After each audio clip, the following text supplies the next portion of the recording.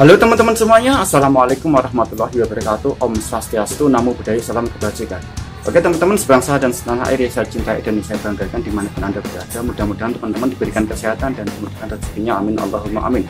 Oke teman-teman, tema kali ini adalah bahasa Indonesia, di mana bahasa Indonesia ini adalah asas negara kita dan bahasa Indonesia ini adalah karya terbesar Indonesia. Dan bahasa Indonesia juga diklaim Malaysia karena dianggap bahwa bahasa Indonesia ini adalah bahasa Melayu. Oke teman-teman, saksikan video ini sampai selesai dan jangan lupa like, komen, dan subscribe. Cina Indonesia tidak pandai berbahasa Cina.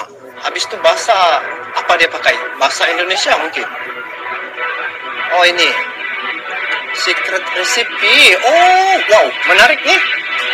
Sambutan Hari Kebangsaan. Selepas sambutan Hari Kebangsaan, di secret recipe ini di Malaysia nih guys.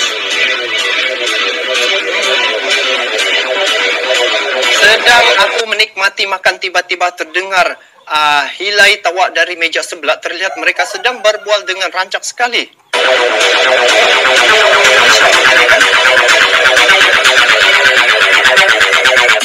Oh, menarik nih. Apa dia punya cerita? Tapi yang membuatkan aku keheranan ialah bahasa pertuturan mereka tidak kena dengan mukanya. Aku coba ngetes rekam, ternyata ianya bukan rakyat Malaysia. Jom saksikan footage ini. Oh ini ya, dia pergi rekam. Maaf suaranya tidak jelas. Oh, kurang jelas lah guys.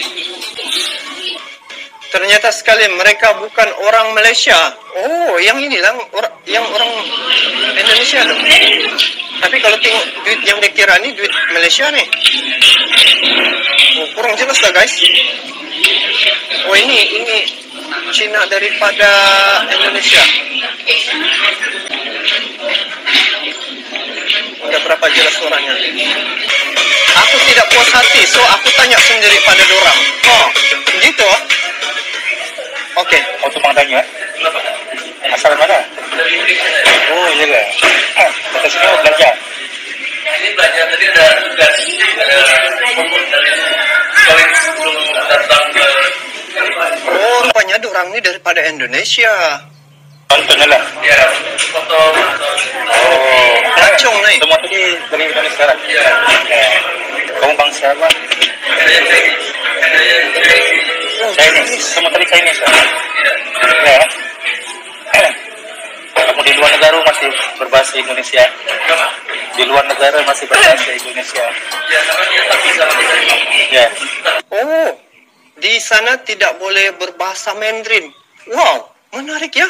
bisa bahasa Mandarin. Kamu bisa langsung. Ya. Oh, tengok kan, di Indonesia hanya guna bahasa Indonesia saja, yang lain tidak boleh. Maksudnya di sini, di Indonesia menggunakan satu bahasa saja untuk menyatu padukan bangsa Indonesia tu kan guys. Tengok, bila dorang dilatih gitu, dijadikan sebagai satu bahasa, walau di luar negara, dorang bawa image Indonesia tu guys. Sampai tengok, di Malaysia pun dorang, kita pun tidak sangka ya, begitu. Nampaknya ini satu perkara yang patut dicontohi ya, disebabkan ini salah satu perkara yang boleh menyatukan bangsa untuk satu-satu negara. Okey?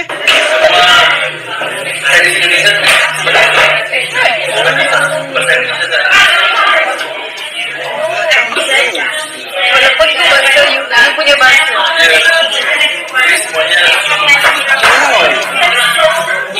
Menarik. Sebelah sini semua tak pandai. Di Malaysia tidak ramai yang pandai berbahasa Melayu. Sebab mesti dia orang tak pakai bahasa.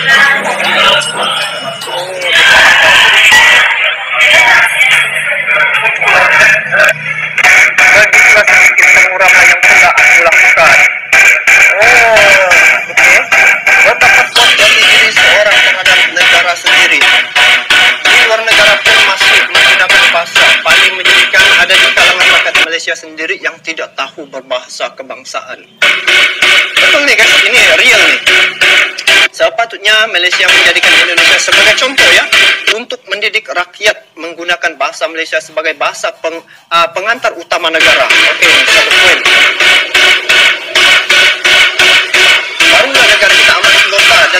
mengenai istilah Saya bangsa melihat pendatang, ini betul. satu aspek Ini rasanya nih profesor nih. Tengok ya. kegagalan pembentukan negara bangsa. Setelah 62 tahun, kita menghasilkan manusia Malaysia yang macam mana? Yang sehingga boleh membandingkan tulisan Jawi Senikat ini dengan Tai Lembu. Dan mengatakan pendidikan ini akan membuang masa.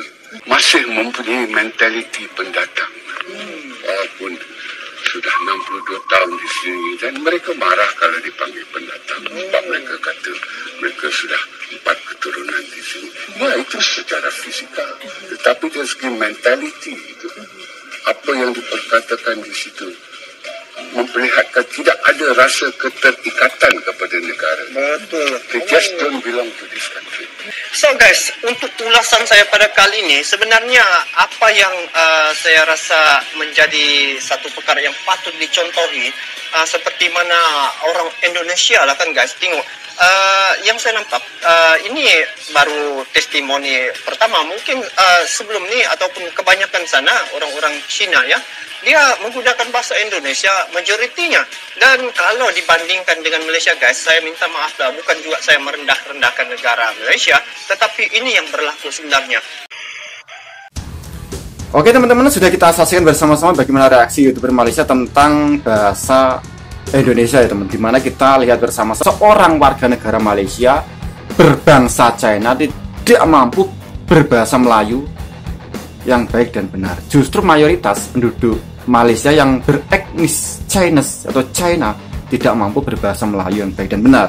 Jadi ini berbeda dengan Indonesia yang mayoritas kaum etnik China itu terbesar di kawasan Asia Tenggara, yaitu ada di Indonesia. Tetapi apa yang kita lihat bahwa orang China mampu berbahasa Indonesia yang sangat baik dan benar. Bahkan orang China di Indonesia ini atau Tionghoa itu mampu berbahasa daerah. Jadi contoh kita melihat China yang ada di Jawa, misalnya Semarang atau Surabaya, logat mereka itu sangat medok, ya seperti saya gitu ya. Logatnya medok, dan ini apa? Ini bangsa Indonesia mampu mempertabatkan bahasa daerah ataupun bahasa nasionalismenya atau bahasa nasional. Sedangkan di Malaysia ini berbalik. Di Malaysia, etnik China ataupun India tidak mampu berbahasa Melayu. Inilah kegagalan negara Malaysia mempertabatkan bahasa Melayu, di mana bahasa Melayu ini adalah asal-usulnya dari Indonesia, dari Sumatera. Karena kita ketahui bersama-sama bahwa prasasti bahasa Melayu kuno itu semuanya ditemukan di Indonesia, di Sumatera. Tidak ada satupun yang ditemukan di negara Malaysia. Oke teman-teman, bagaimana menurut Anda? Silakan teman-teman berkomentar di bawah kolom komentar. Cukup sekian video dari saya. Apabila ada kesalahan, mohon maaf yang sebesar-besarnya. Wassalamualaikum warahmatullahi wabarakatuh. Salam NKRI.